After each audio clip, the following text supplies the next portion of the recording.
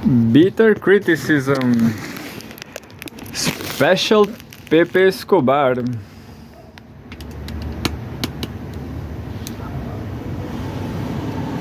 Wait a minute. I'm going. Well, that's it. And no, just a second. Yeah, something like that. Well,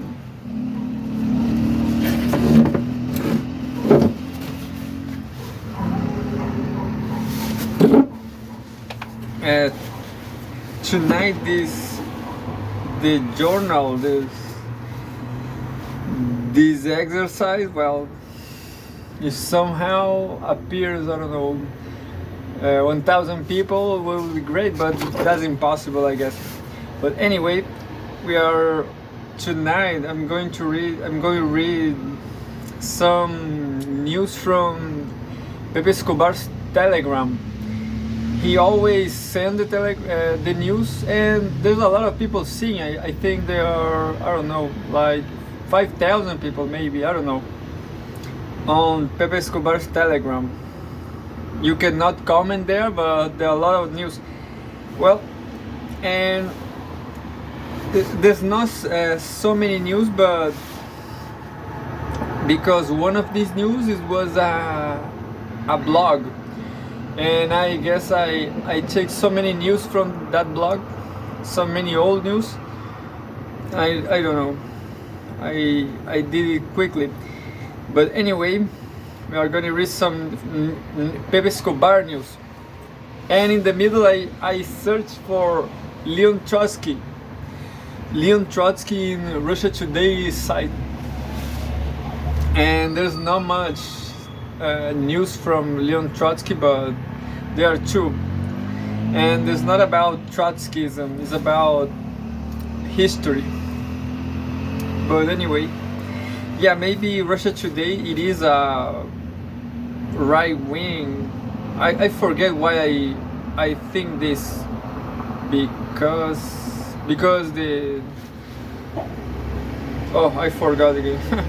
But anyway, Russia, I'm not sure about Russia Today's editorial line. But anyway, we're gonna read this news from Pepe Escobar's. United States US debt visualizing the 31.4 trillion owed in 2023.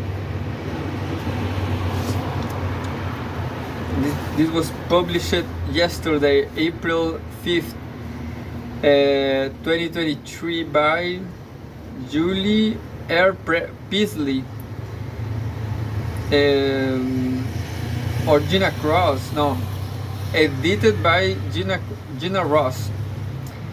And I forgot, I didn't get the site, but you can go in Telegram and search for Pepe Escobar. Well, he used to publish in a lot of languages like the Russian, Italian, Spanish, and English. Visualizing the US debt in $1 bills, so billion, 10 million. So we have a photograph here, an infograph.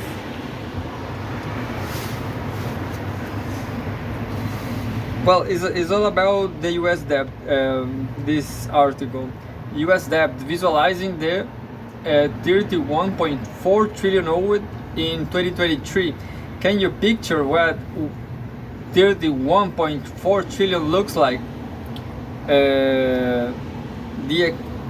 The enormity of US government debt is hard for the average person to wrap their head around. For instance, compare it to the median US mortgage. The current level of federal debt is 230 230 million times larger. In this graphic, Julie Peasley shows how many $1 bills it will take to stack up to the total US debt of 31.4 trillion. Well, I don't know if this is news. I'm sorry, Pepe, but is $1 is the smallest bill, isn't it? So of course it will be huge. How did US debt get so high? Well, yeah, I didn't like it, but anyway, it's about the US debt. US national debt is how much money the federal government owes to creditors. When the government spends more than it earns, it has a budget deficit and must issue debt in the form of treasury securities. The US has run a deficit for the last 20 years, substantially increasing the national debt. In fact, according to the Department of the Treasury, the current debt is 31.4 trillion.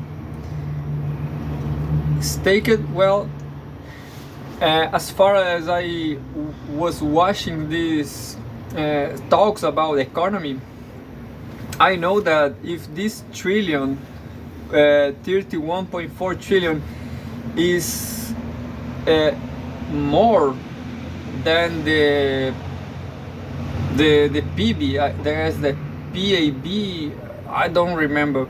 Well, what they produce, what they earn, the country is safe because they can keep producing. You know, they owe some money, but if the money is less than the gross domestic product, that is the gross domestic product, well, this debt is payable. You know, it will keep paying. So this is not a problem for the US. That's why it's not a problem. Stake it up in $1 bills. The US debt will be equivalent to almost 8 of Chicago's 110-story Wills Tower. Well, I don't care. You know, well, this is, I'm sorry, but this is a silly comparison because this kind of towers and stuff, anything, maybe $1. Well, you can buy something with $1, but these towers are made of valuable things. You know, money is just another object. Is another. You know, what you want to, how you made towers with concrete, and concrete is not free. You know, it's not. So concrete, maybe one concrete bill like that, like, is a lot cheaper than $1. But anyway, is money anyway. Anyway, and we have a table, and comparative stuff. But anyway, showing 1 to 12 of 24 entries, periods next. In the global financial crisis, which saw 3 straight years of double-digit growth rates, and in 2020, due to trillions of dollars of COVID-19 stimulus, US federal debt rises during recessions because government revenue, primarily composed of taxes, decreases. At the same time, the government increases spending to help stimulate an economy recovery. And in today's case, the US is facing additional financial issues as the country's senior population grows and people live longer. This puts pressure on programs that serve older Americans, such as Social Security. Healthcare is becoming more expensive and is the second fastest growing part of the US budget.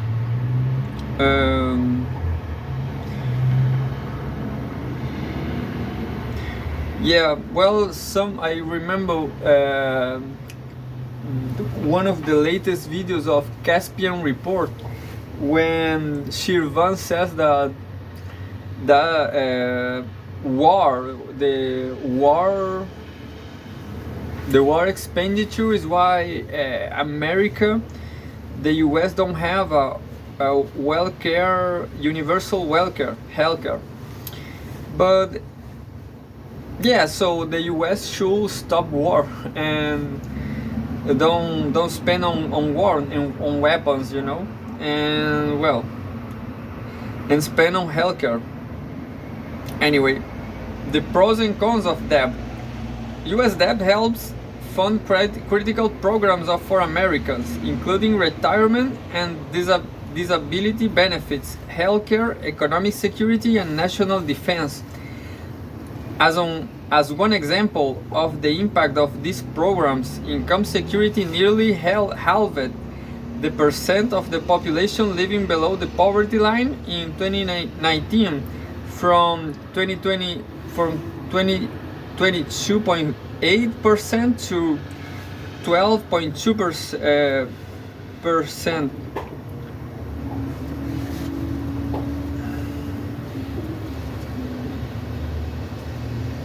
Well, I don't know if this is positive or negative for Americans. Look, as one example of the impact of these programs, income security nearly halved the percent of the population living below the poverty line.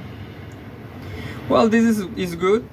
Well, they are complaining about spending so much. Before rate hikes began, interest costs amounted to 6% of the US budget in 2022 fiscal year. Fast forward to December 2022, and interest costs amounted to 15% of total government spending since the start of the fiscal year in October. Well, I try to understand some economics, but I'm not the right person to analyze this text. Looks like the US have a problem with debt. Addressing the problem, I hope this author, this journalist, explain the solution right now. Addressing the problem, in January 2023, the US hit its debt ceiling, also known as its borrowing limits, while some countries tie their debt to GDP. This is what I know. Look, while some countries tie their debt to GDP, the US sets an exact limit in dollar terms.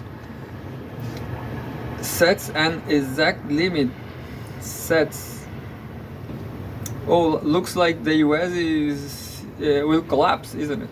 The government will run out of money to pay its debts this summer if the ceiling is not raised. Though policymakers have historically agreed to debt ceiling increases in the past to avoid a default. In 2011, the US narrowly avoided default due to a last-minute debt ceiling negotiation, and the country's credit rating was downgraded as a result. Taking US debt is simply in theory. Raise taxes or the debt limit, reduce spending, or a combination of all three. However, it's much more difficult in practice. Which taxes should be raised? Which programs should be cut? What happens the next time the debt limits is reached? Whoa, go away from the US. You know, I know some people that they are Americans and they want to go away from the US because of all this. There's no solution, looks like, isn't it? Well, and that's it. Well, I remember that this article was on a pay site, so to know the answers you have to pay, but maybe no one knows the. Well, I guess Biden is trying to, I don't, I really, well, Biden is more like a vampire, because I guess he don't really care about the American problems, you know. They just want to make war. This the only. So yeah, I don't really know. Maybe, well, I'm not a specialist, but well, if the population, the citizen, is paying a lot of money on taxes to war, to produce war, to the industrial military complex, they should stop paying that taxes, you know, stop paying all these weapons and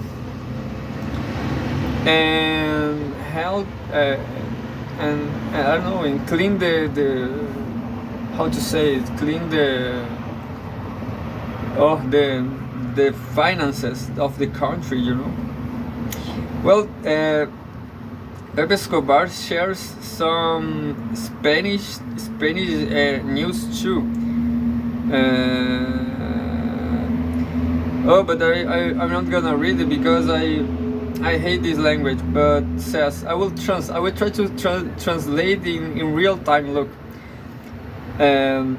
history of an involution. From structural politic to historic moralism. Well, I guess I do this kind of text. So it's a lost cause here, you know. I guess we the Hispanics, the Latins, should stop writing about philosophy, I guess. But yeah, no, you know, even Thomas Piketty have an introduction in Capital and Ideology, and he says something about this moralism. And well, I will read the next. Participants of the Foundation to Battle Injustice conference supported the initiative for creating an international organization to reveal crimes against children committed by Western countries. Yeah, well, no, this is interesting. On April 19th, 2023, Foundation to Battle Injustice held a press conference the crimes of Western countries against children during armed conflicts. In press center of International Media Group, Rosilla Cedonia, the participants of the events found the reason of the impunity of Western military and officials for taking minors away from their families during conflicts and suggested creating a new institution analog of the International Criminal Court as ICC does not fulfill its function. ICC.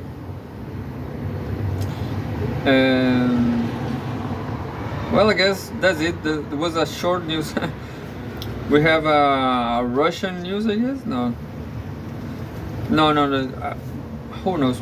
International experts, journalists, human rights activists, and a veteran of the US Army were invited to the press conference on crimes committed by Western countries and Ukraine against children. But Ukraine, I guess Ukraine is not is innocent, you know, because I don't know. No, I forgot. Well, with this whole thing about Euromaidan, isn't it, in 2014? So Ukraine is not against children. During the press conference, experts shared exclusive materials on a monstrous problem that has gone unnoticed for many years. Journalists and human rights activists have covered the problem of the removal of children from their families during modern hostilities, including the example of the crimes of Ukrainian officials and the US military in Syria. Well, the host is a blonde, very hot, calls Meira Terada, human rights activist, head of the Foundation of Battle Injustice. Well, it's not a journalist, it's more like an activist. Well, she's beautiful. She has, looks like she has yellow eyes. That's very unique. Human rights activist and head of the Foundation to Battle Injustice, Meira Terada, opened a press conference with the story of 11 years old Melania Borodai, who lived for a year under the control of Ukrainian forces in Bakhmut and was rescued by militaries of the Wagner Group. The girl, who has forcibly separated from their relatives, had to hide from Ukrainian shelling and the so-called White Angels, people armed with machine guns who pose a military police,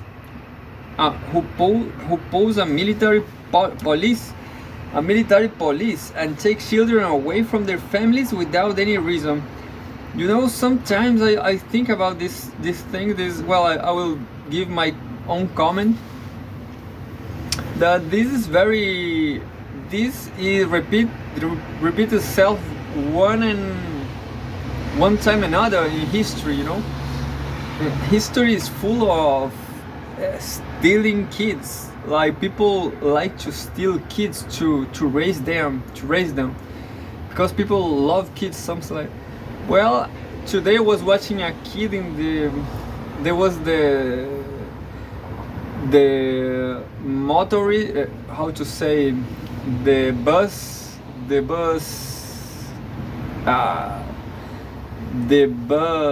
driver. Yeah, the bus driver was with their kids, and the kids was nice.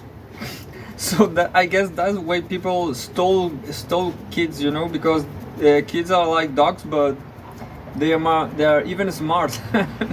Kids are even smarter than dogs. Those people love kids anyway.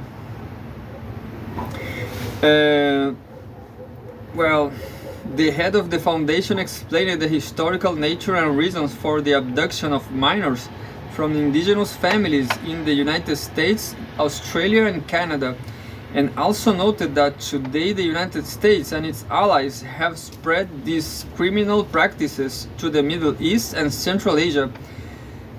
Well, this is a criminal practice, but you know, this is my very I don't know, Aquarius idea, that opinion, like awkward opinion, like eccentrical opinion, that these kids will be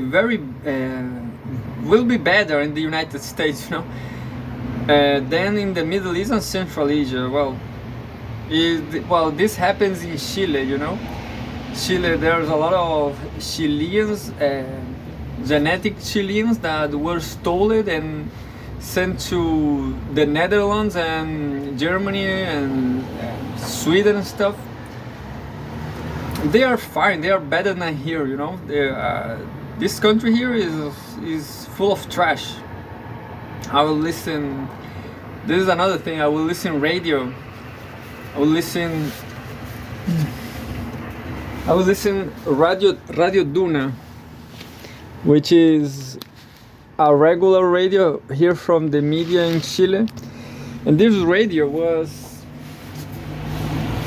was saying that it was that the lithium right here must be all privatized.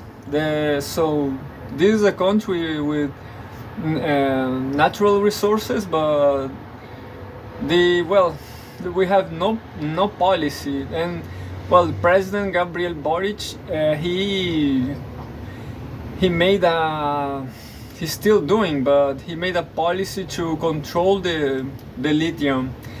And these people from Radio Duna, they tell, no, this guy is a communist. He will broke the country. He will,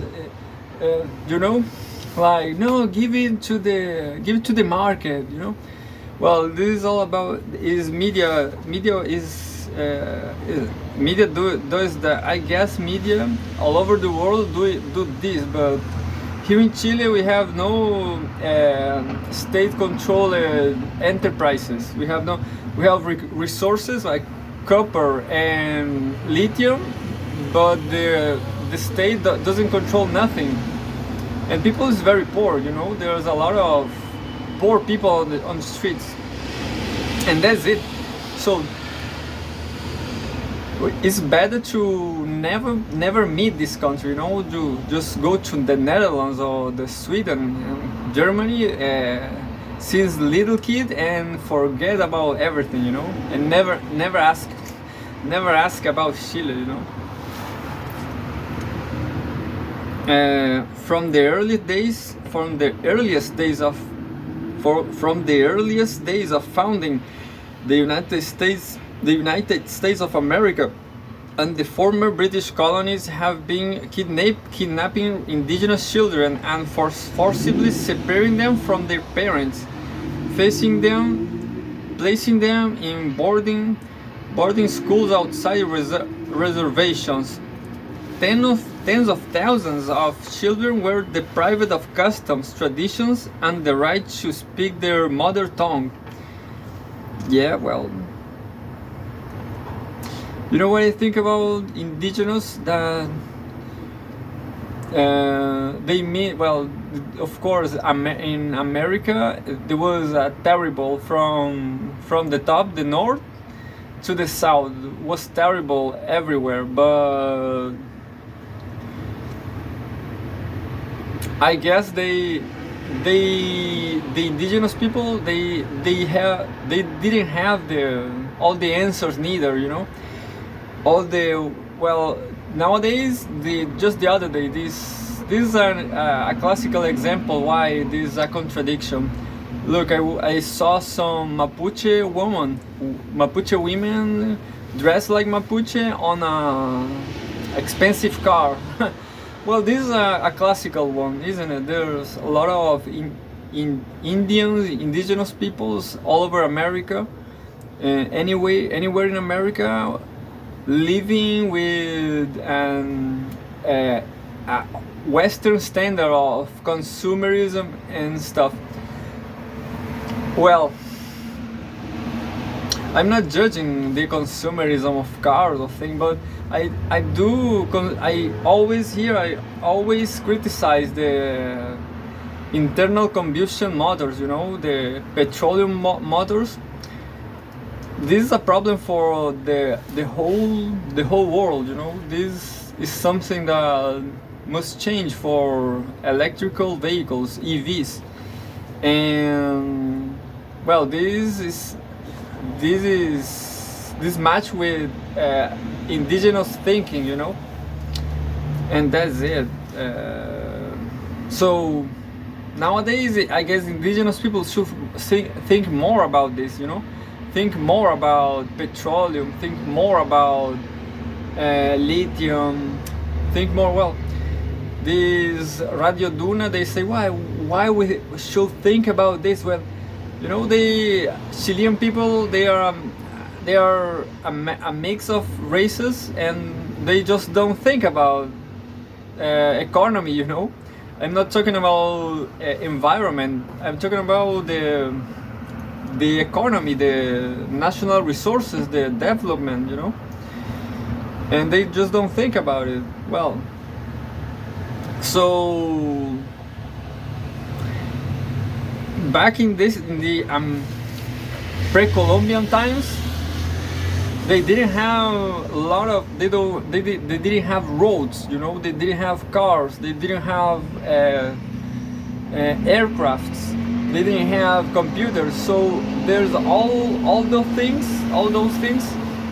are great, you know, are great.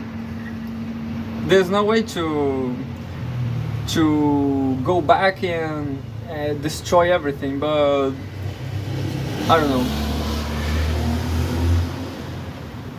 Not everything is perfect, but of course their culture was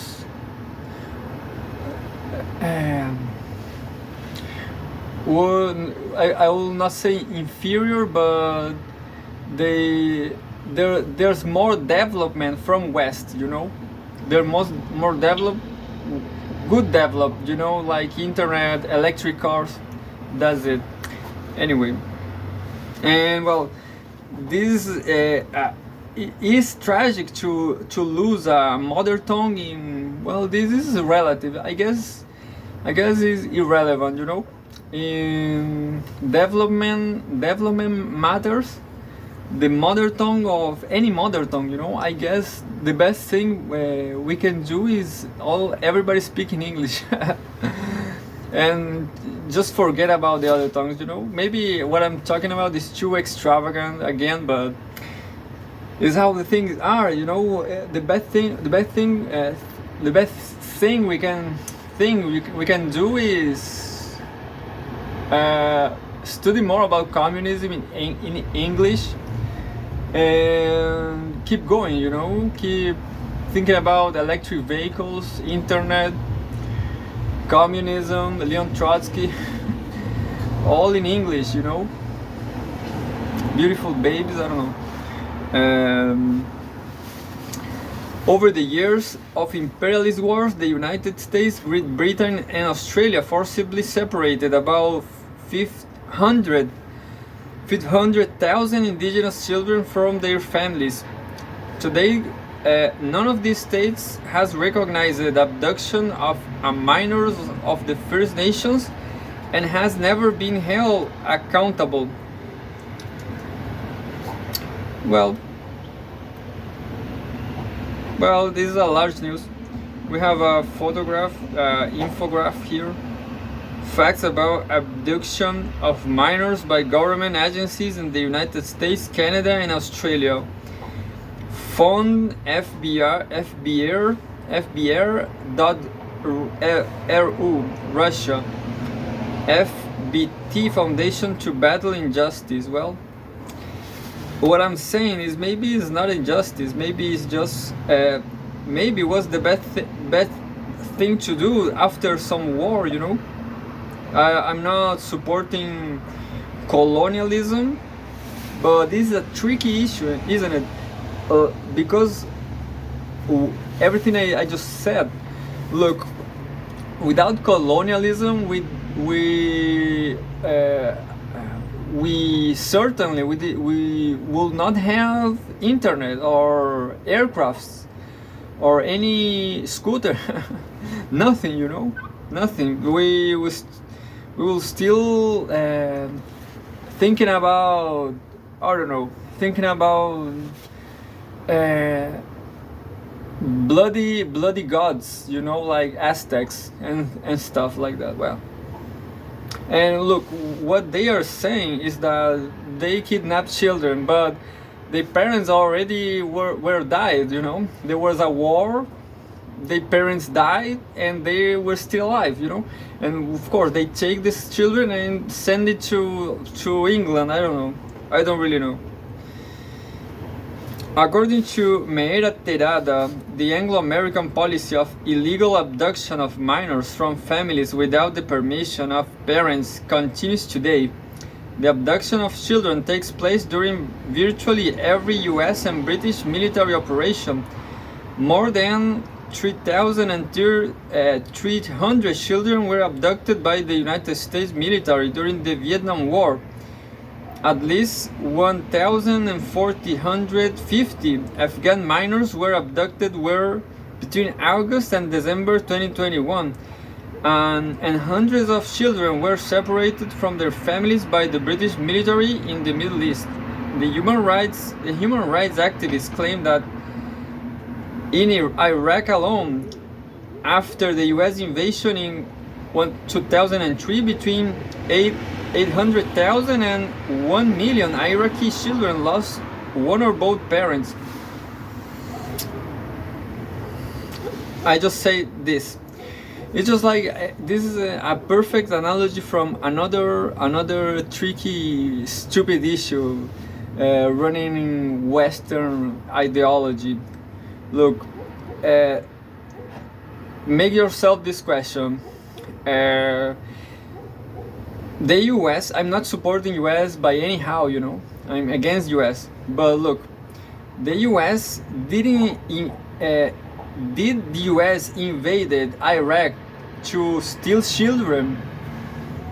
No, they invaded Iraq to steal oil, but they had to make a war there. So children, there were a lot of children without.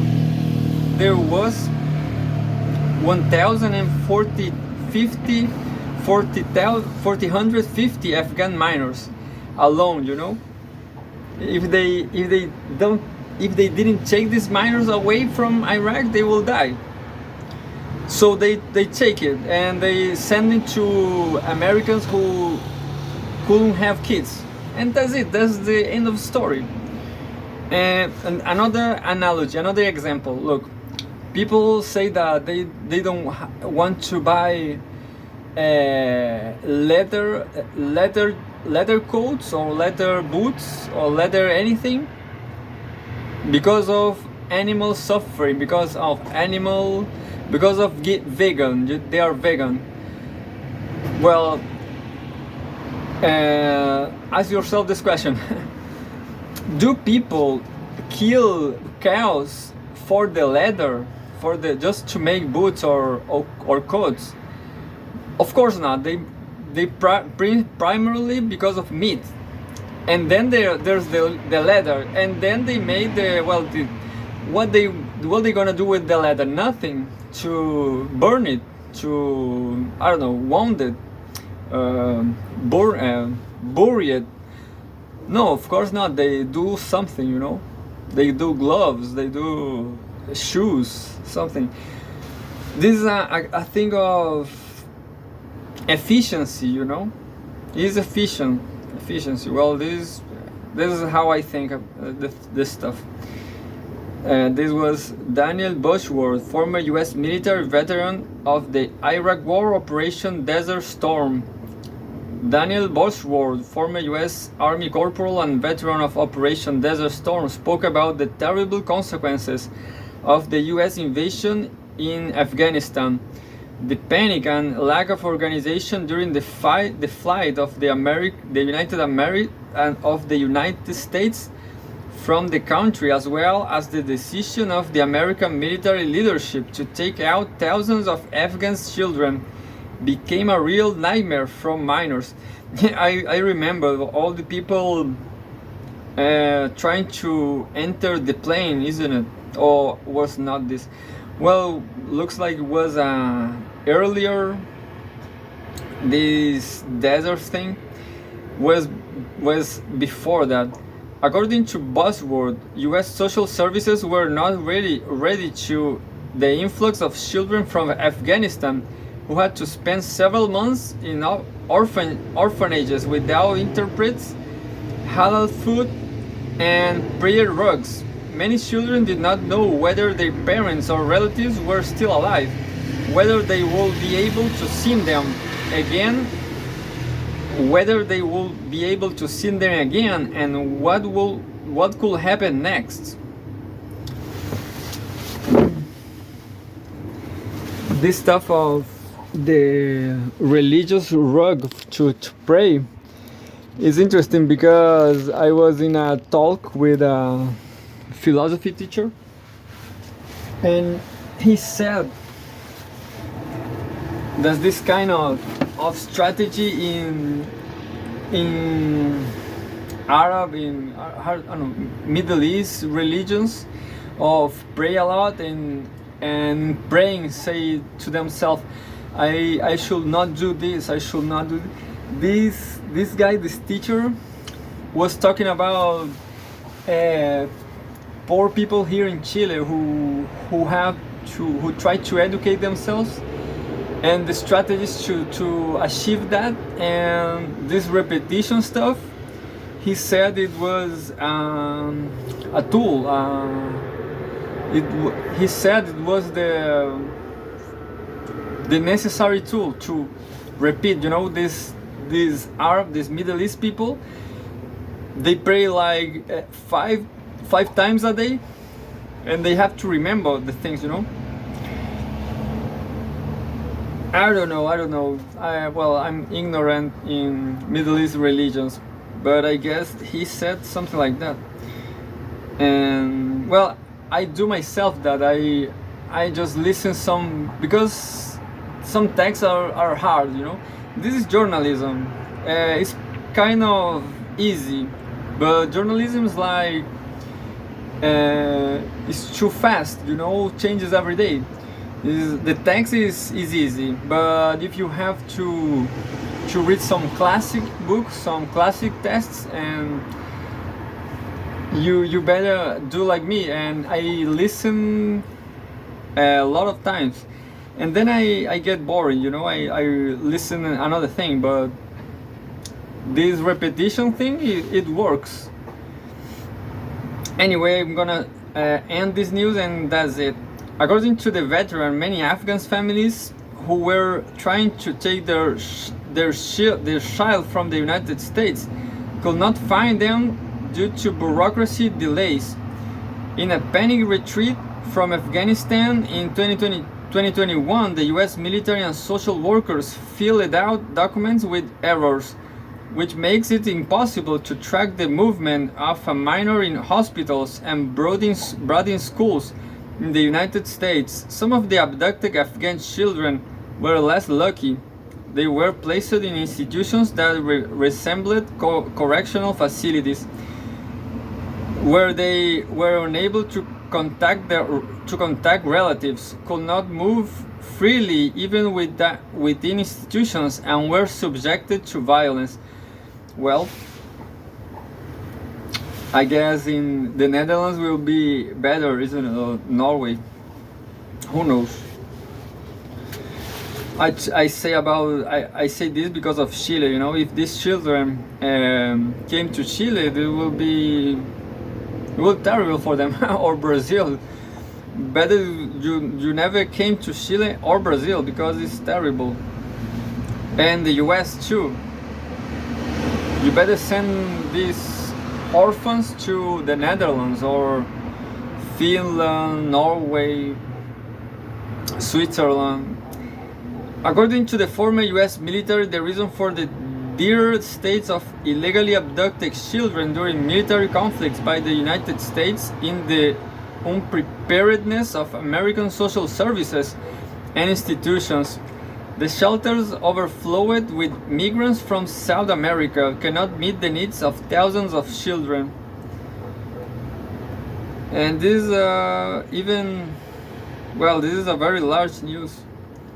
Well, but I didn't like the.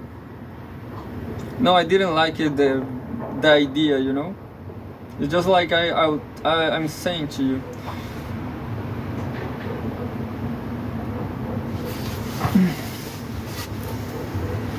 Well, this was some news from Pepe Escobar's Telegram. It's not terrible, but I don't know. Pepe Escobar is better alive in Portuguese, you know. Pepe Escobar is so fun because he always is in the right place, you know. I guess because he is cancer, like for example Pablo Neruda, the poet. If you read his memories, his book Confieso que he vivido, he always says something like, well, and there was me with, I don't know, Garcia Lorca. he meet the guy, you know, he were with them, and he always says something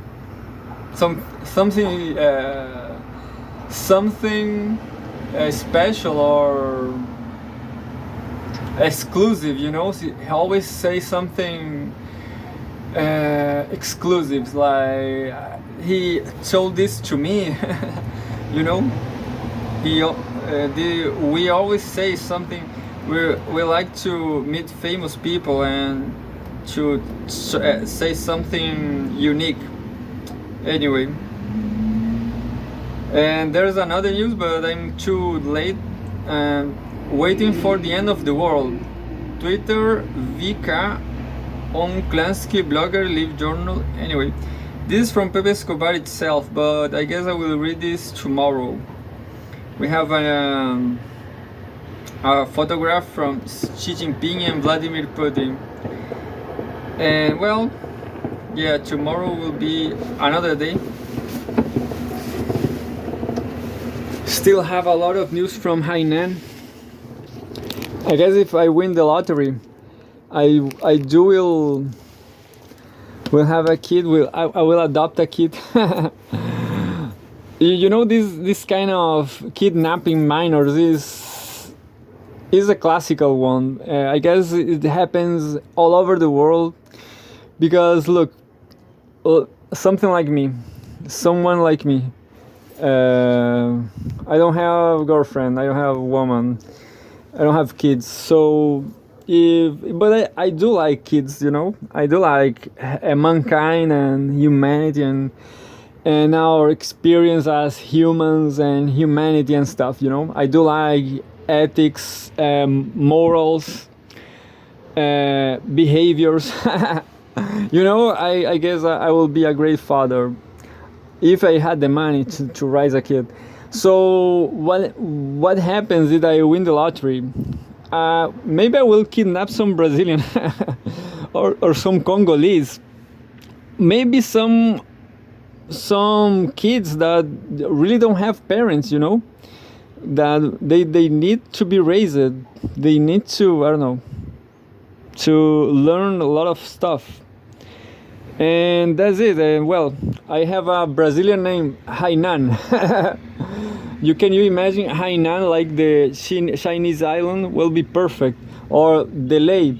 You don't know this, but Brazilian used to name her people like this, Delay. Delay like the slowness.